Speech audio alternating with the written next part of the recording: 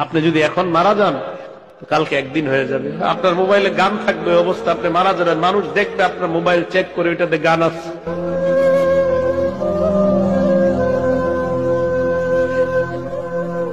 আপনি এখন মারা গেলে মানুষ আপনার মোবাইলে চেক করে দেখবে এটাতে গান আছে, সিনেমা আছে। গুনার কারণে না ভয় লাগে, গুনার জন্য না ভয় লাগে।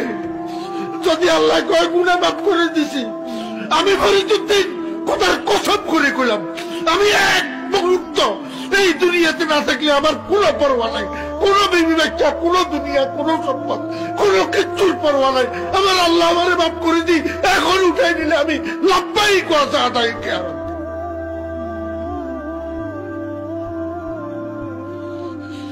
কিসের দুনিয়া? খালি গুনার জন্য ভয় লাগে।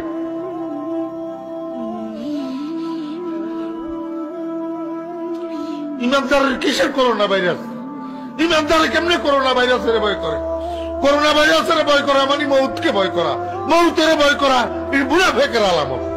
নওজোয়ান, তোমার মতো বয়সীও তো কত মানুষ কবরে আছে, আছে না? সে মরলো কেন ভাইয়া? বেকুব দেখে না? তুমি চালাক দেখে মরো না? না, সে বুঝে নাই দেখে মরে গেছে নাকি? তো মালিক দয়া করেছে বলেই তো আমি আর আপনি এখনো বেঁচে আছি। মালিকের সিদ্ধান্তের এক সেকেন্ড আর পৃথিবীতে আল্লাহর ফয়সালা চলে আসলে, মালাকুল মউত চলে আসলে, এরপরে এক সেকেন্ড থাকার সুযোগ মিলবে তো? দুনিয়া কিন্তু থাকে না।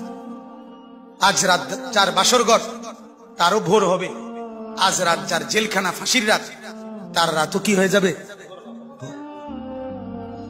মদের আড্ডায় যে তারও ভোর হয়, আর আপনার হসপিটালে ব্যথায় যে কাতরায় তার রাতও কি হয়ে যায়? শেষ। দুনিয়া থাকে না, দুনিয়া ধোকা।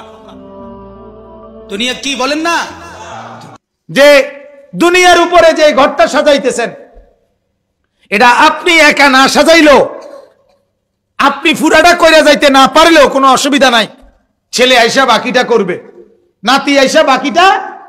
বাপে বিট বাইন্দা গেছে, ফুতে কি করছে? গদ্দুয়ার করছে, ঠিক কিনা বলেন না? হইতে পারে কিনা এমন বলেন না?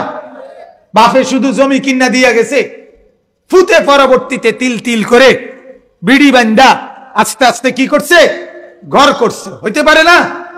আল্লাহ তাআলা বলে, বান্দা জমিনের উপরের ঘর তুমি একা না সাজাইলেও চলবে, ছেলে নাতি আয়সা সাজাবে, কিন্তু কবরের ওই ঘর, জমিনের পিঠের ওই ঘর, কবর নামের ওই ঘর, আল্লাহর কসম তোমারটা তুমি না সাজাইলে তোমার ছেলে সাজাই দিতে পারবে না, নাতিও সাজাইতে পারবে না।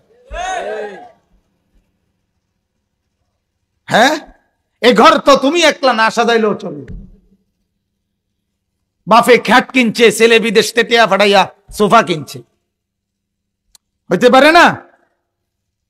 দ্বিতীয় ছেলে আলমারি দিছে, তৃতীয় ছেলে ফ্রিজ কিনা দিছে, সব মিলাইয়া ঘর এখন কি হয়ে গেছে? সাজানো হয়েছে।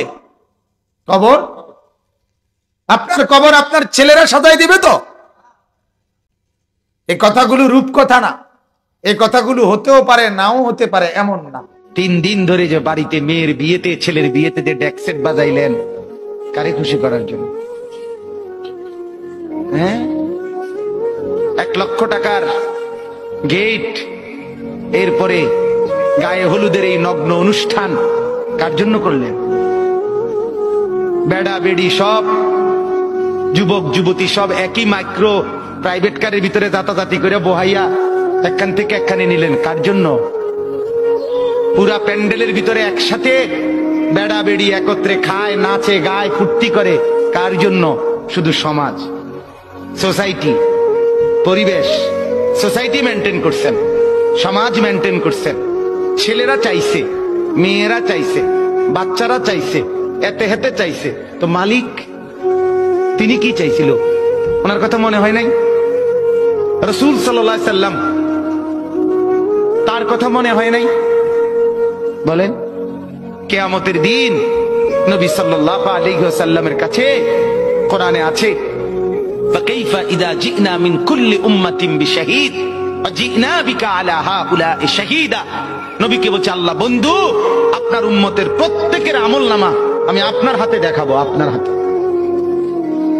আপনার সামনে পেশ করব, আপনি দেখে কথা বলবেন আমার কাছে। সুপারিশ আপনি কইরেন, মানা নাই, কিন্তু আপনি দেখে করবেন।